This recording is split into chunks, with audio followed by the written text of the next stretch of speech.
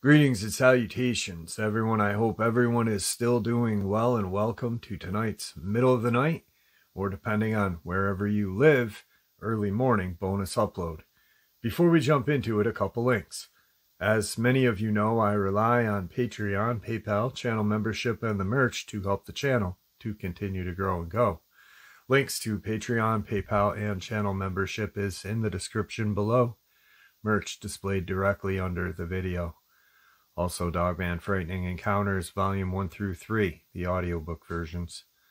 They were written and researched by Tom Lyons, narrated and produced by me, Jeff Nadolny. Those audiobooks are available on Audible, Amazon, and iTunes, links to which are also in the description as well. And finally, last but definitely not least, if you'd really like to help support the channel to continue to grow and go, simply subscribe. It doesn't cost you a cent. Click that like button, takes half a second. If you don't want to miss out on any of the informative uploads I put out daily, click that bell icon, and folks, please leave a comment. Why? Well, because all these things really do help this channel to continue to grow and go, and yes, folks, they definitely do matter. Now, everyone, I have taken far too much of your time. Let's jump into this middle of the night / early morning bonus upload, shall we? Today's first terrifying experience in the woods. I go hunting in southern Illinois on property that my family owns. The place is my second home. I've spent countless hours exploring all around every inch of it. I've caught all of the fish in the area, hunted every legal game, and spotted the rest. So when I say that I've never had an experience like this, just remember that this was my domain that I felt comfortable in any weather, at any time, with any equipment or lack thereof. 2 deer seasons ago, I pulled into the farm at probably 4:40 in the morning, November, so at least 2 hours till sunlight. I pull my stuff out of the truck and walk to the woods. I have my shotgun and a revolver / knife on my belt, an elbow light clipped to the front of me, my thermos of coffee, a backpack with a book, and a couple of other things for cleaning my deer should I get lucky. So I walk off the drive and into the woods. The tree stand that I'm going to is less than a mile away, but through some dense second-growth forest, and down a rather steep hill across some bottoms, then a lung-burning steep climb up another ridge. I've always dreaded this hike, but it's a good spot, so I often do it. I make my way down to the bottom, slush through the icy muck, and get to climbing. With my flashlight clipped to my chest, I keep needing to physically turn my body to throw the beam around, and see trees that I recognize to determine my path. This, of course, always gives the forest a horror movie vibe, even on the best of days. The leaves and underbrush are encased in frost, so every one of my steps comes with a solid crunch, no matter how quiet I'm trying to be. This time, though, I noticed that there was more noise than usual. Something else was crunching close by as well. I walk about a quarter of the way up the hill, listening to my company the whole time, seeming to stay the same distance away as I moved. Naturally, I think to myself that I'm going to have a quick day of hunting. So I plop down next to a tree.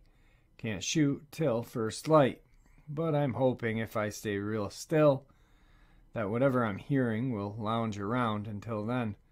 So I click my flashlight off, unsling my shotgun, and lay it over my knees to wait. Except I don't hear anything now. Whatever it was must have been spooked by my flashlight spinning all around as I sat. I still stayed a bit, sipping some coffee to make sure, but gave up after 15 minutes or so of dead silence from the forest floor. I probably didn't even make it 4 steps before the second moving thing starts up again. At this point, I'm still not freaked out. I stay facing the way I am and flip the light off again and sidestep behind a tree. Sure enough, I don't hear anything. 2 minutes of sitting there frustrated before I start moving again, and my new friend does as well. This is when I started to get freaked out. because I worked my way up the hill, stopping to turn and look every so often. When I stopped, the sound would go on for just an infinitesimally longer amount of time than my own steps, like something seeing me stop and doing its very best to stop before I heard it. This happened no less than 4 times, and by now I'm sweating bullets and freezing cold because, well, I'm sweating bullets in the middle of winter.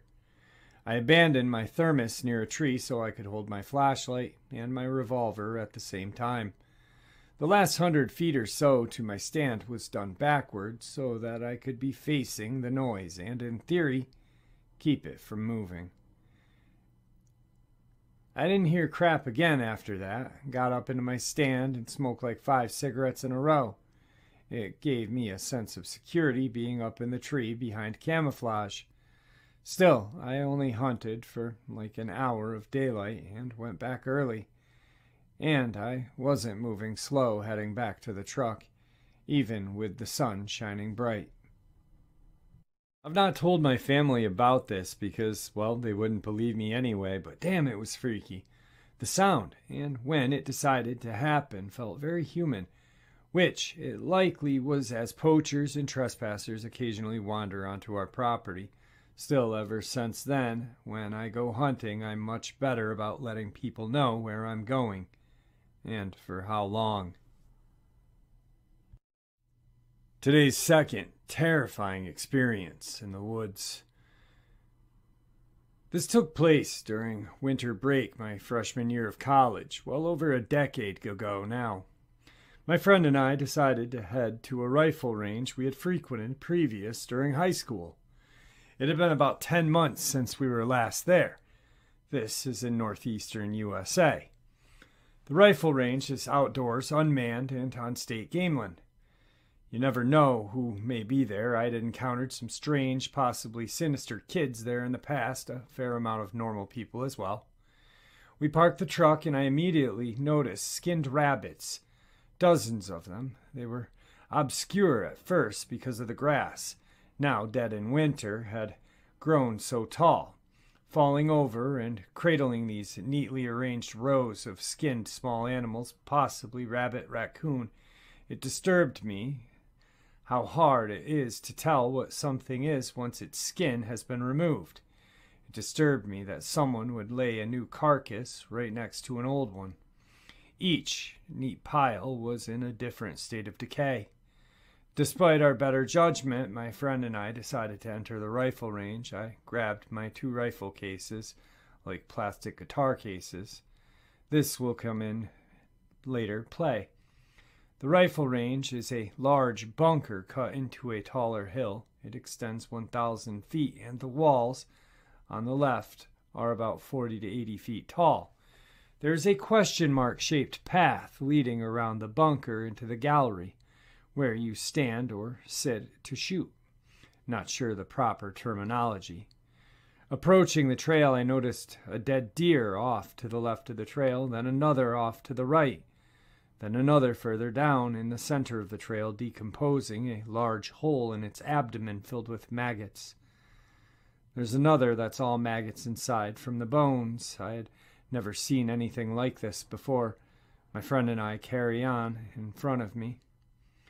My friend and I carry on, me in front.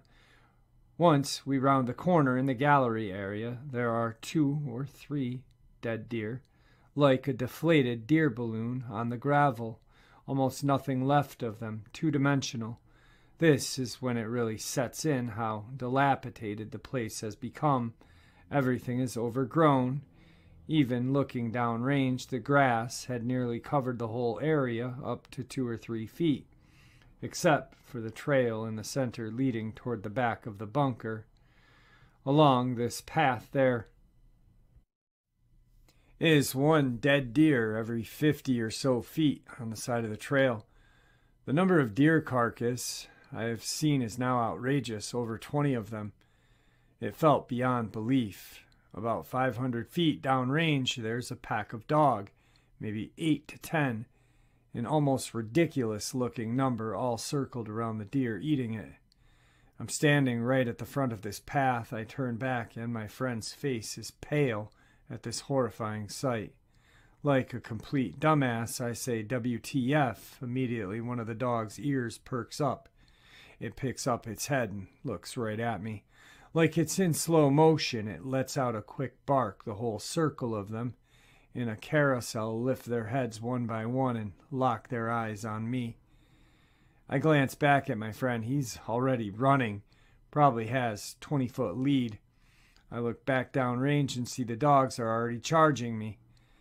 They already look twice as close. I start running as hard as I possibly can with these 2 guitar cases holding 2 rifles in each.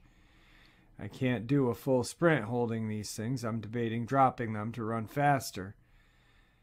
I found the corner out around the bunker entrance, looked back and saw they're already in the gallery, skidding on the gravel to the square of the corner. 8 to 10 of the most mangy-looking hellhounds coming for me. I'm hoofing it as hard as I can. It's now roughly straight shot to my friend's pickup. I glance quickly back, and there, singular feet behind me. I'm not going to outrun them.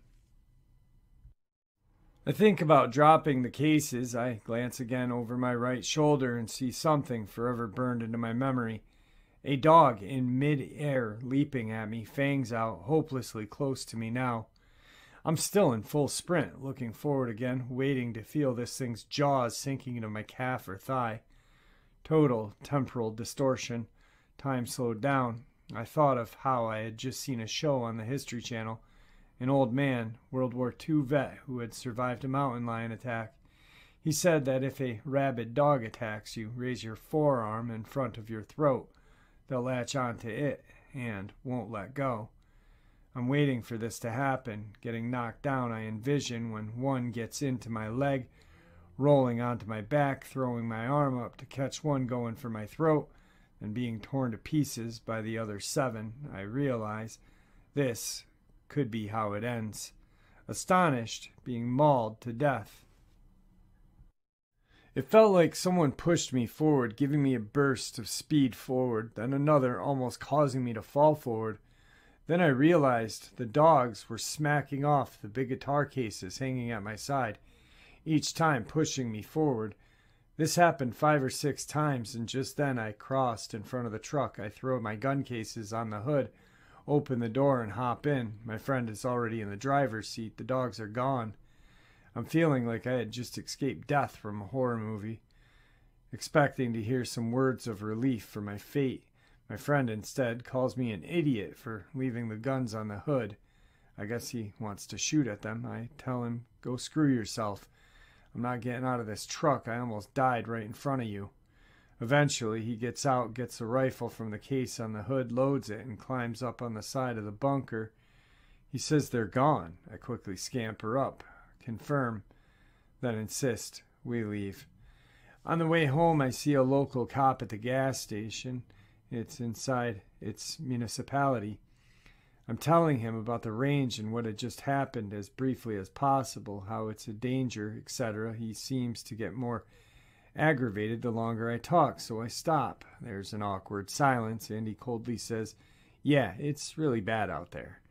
From his tone and body language, I can tell this exchange is over. He goes back to his conversation with the cashier. I just turn around and leave without saying any more. I still wonder what the heck I walked into. What if I had dropped those gun cases? Why was someone dumping their illegally skinned carcasses at the rifle range on state game land? What killed all of those deers? The place was fairly well maintained for 2 to 3 years, and we'd been there inside the last year. Where were those dogs, wolves, coyotes? Why was the cop so dismissive? Probably the easiest one to answer. The range is now gone. There's a natural gas oil well there. I don't really know any much more about this. Edit to add, I was in immediate physical danger, which seems to go against anything. But I survived. I later learned a girl was murdered just outside of Range 2 decades earlier. Today's third terrifying experience. My friends and I are on our way from Chicago back to our home in Evansville, Indiana. As such, we had to drive through Midwest to get there. Pitch black highways surrounded by trees and cornfields. About 4 hours away from home, my friend screams and I look up. We had a deer going 50. The poor guy bounces off the front end and is probably dead upon impact. We come to a stop and commiserate, call our parents, etc. We're stranded on a quiet highway in the middle of nowhere, trees to our right and a few houses a bit far off to our left, all surrounded by cornfield. My friend is standing outside surveying the damage when we hear a scream. A man's scream a bit far off and to the left. My other friend and I look at each other wide-eyed. A few minutes pass and we hear one again. I make a joke about Skinwalker and my friend gets back in the car. A bit later, after calling 911, we hear another scream, a woman this time, and it seems closer. We are waiting on the deputy and nervously joking about whether it's a skinwalker or a crazy elderly person with sundowners. A la The Visit, and my friend faces the tree suddenly, laughs nervously, and rolls up the window. I just heard clicking noises outside my window, and I'm rolling it up because I'm not going to pretend that I didn't just hear them. Anyway, now we're back on our way. The car is drivable and out of Skinwalker country or whatever it was. Just something really strange happened and I just needed to get it off my chest. Today's fourth terrifying experience. This happened in Manitoba. For some background, I'm 23. I've lived in the country all my life, growing up on the east side of Lake Winnipeg, and moving to the west side as a teenager. This took place when I was 17 and is definitely not fiction. A few years after my family moved, I started dating my boyfriend at the time. I lived within a small town, but my boyfriend lived 15 minutes out, surrounded by woods. His only neighbor was about a mile down. Yes, I'm using miles because country roads here are done in mile sections, not kilometers. On a September night, I was at his house watching movies and whatnot. I wanted to go out for a cigarette around 2 in the morning. He said he didn't want one, but for some reason I felt scared to go outside myself. Probably because I was really tired and kind of out of it, so I made him come with me. We go out onto the front deck in the dark. He's looking at his phone. I'm smoking, enjoying the fall crisp air. Then I hear this very distant cry come from the direction of his neighbor's home. It sounded kind of like it could have been a dog or a coyote. I asked my boyfriend what he thought it was, to which he replied he thought it was the neighbor's dog. We were both leaning against the house listening to it, and we noticed it was slowly getting louder, like it was getting closer. Then it changed in pitch tone dramatically and became guttural. It sounded like some kind of human screeching for their life, but it definitely was not human. The type of scream that immediately makes you feel sick to your stomach and terrified. My blood turned to ice, the back of my neck prickling, and we both just froze. Staring at each other, looking around, looking back at each other, repeat, but our feet wouldn't move and our mouths would not open. I don't think I can even fully explain how this sounded. Again, I've lived in the country all my life. It didn't sound like a dog, fox, coyote, cougar, bear. No wildlife I've ever heard of could have made that sound. I know cougar, coyote, fox can sound like people, but I know firsthand what those calls sound like. We listened to this awful sound getting closer and louder for probably 2 minutes before my boyfriend grabbed my arm and rushed me inside. We never lock our doors where I'm from, but, damn it, did we lock every door and window in that house. We jumped into bed freaking out, trying to make sense of what the heck we just heard, and we could still somewhat hear it from where we were. We laid there silent for about 10 minutes, and then the screeching just stopped. Obviously, we didn't sleep that much. The next day, we drove past the neighbor's house, and the dog was fine, just chilling in the driveway. Nothing was out of ordinary, and it never happened again. We broke up early the next summer. But boy, this still freaks me out to this day. Lots of strange things involving the woods have happened to me growing up, but this one is stuck in my head forever. Tonight's final experience. This was around 1999. I was living in a very rural upstate New York. If you don't know or have never been to the Catskills, it's a small town after small town surrounded by forest and farmland. Not much to do back then but hang out with your friends and drive around. At least that's what I did with my friends, besides the weekly house party. My best friend and I were very into the paranormal back then, and we both experienced a few of unexplained things. And being in our late teens, young adults, we were curious. We both identified as Wiccan at the time and spent a lot of time in those woods. We would meditate, do earthly spells, have lunch, and camp out, so needless to say, we were not afraid of the woods, the dark, or being completely isolated in the middle of nowhere. One night, on one of our late winter drives to nowhere, because, like I said, nothing else to do, we ended up on a road where we hadn't been before and pulled off to the side of where this old schoolhouse was. We parked the car, got out, and looked in the windows to check it out and see what was inside. It appeared to be kept up as a historical site, as there were old desks inside and an old chalkboard. It was really neat. But we did have that creepy feeling that you get at places where it seems the veil is thin. So, of course, we returned there several times after. We were just drawn to this place. A few times we went during the day with some other girlfriends to check it out. As we took a walk in the woods behind the schoolhouse, we all felt this odd feeling. The only way we can describe it was like what I've heard as walking through a fairy circle. The ambient lighting around us felt different. I can't really describe it other than almost as a vivid color experience around us as the sun came through the trees. We didn't think we were there all that long, maybe an hour or so, but when we returned to the car, several hours had passed. It was now maybe 5 or 6. We had been there at noon. One time my best friend and I went there at night. We were sitting in the car just talking, drinking our gas station bought cappuccino, purchased on our night drive. We kept hearing this tap, tap, tap sound out loud. I said, "Knock it off," to nothing that was there. Right as I say this, we hear what we can only describe as child's feet running away from behind to the side of the car. It freaked us both out, and we got out of there. There was no way anyone was there. Like I said, this is a rural main road to the dirt road pull-off. Completely pitch black, no street lights, no cars going in the distance or anything. If someone did show up, they would have been walking in the dark for miles to get there, and it certainly wouldn't be what sounded like a child running around the car.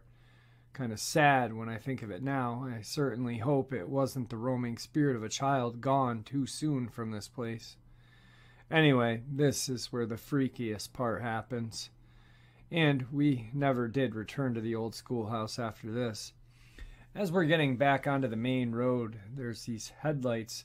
We could see something scurrying across the road quickly. It looked like a hairless, naked human crawling low to the ground, elbows bent high so that its belly was close to the road, and its knees looked like they were bent backwards.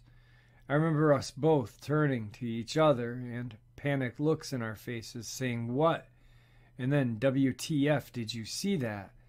We drove home, kind of trembling and not saying much. I remember I kept looking in the rear-view mirror, half expecting to see this thing chasing us down the road. Luckily, we did not. Me and my friend are still besties to this day, and we sometimes talk about these series of events. Years later, we saw the movie The Descent, and it immediately made both of us think of the old schoolhouse and the thing that we saw run across the road that night. It was a freaky place, experience, and time. Also exciting and slightly terrifying. I now live across the country, far away from New York. But I often wonder about that old schoolhouse in those woods. Someday, I think I'd like to return, now that I'm older and in a different place in my life. I would like to still see if it's there. All right, folks, just a quick little middle of the night bonus upload to get you to that early morning. I hope you guys enjoyed it as much as I enjoyed sharing it with you. I'd like to thank you all for helping keep this channel continue to grow and go, and honestly making it a safe and special place for people to want to share their experiences, ideas, and theories. It is truly appreciated, the community you guys have all created here. And with that being said, please stay safe, happy, healthy, and ever vigilant, keeping an eye on our children, our pets, our family, and friends. These creatures are real, they are out there, and they are dangerous. Share this information with the people you love and care about, and it may just help save their lives someday. Until next time, never stop asking questions, never stop searching for the truth, and God bless.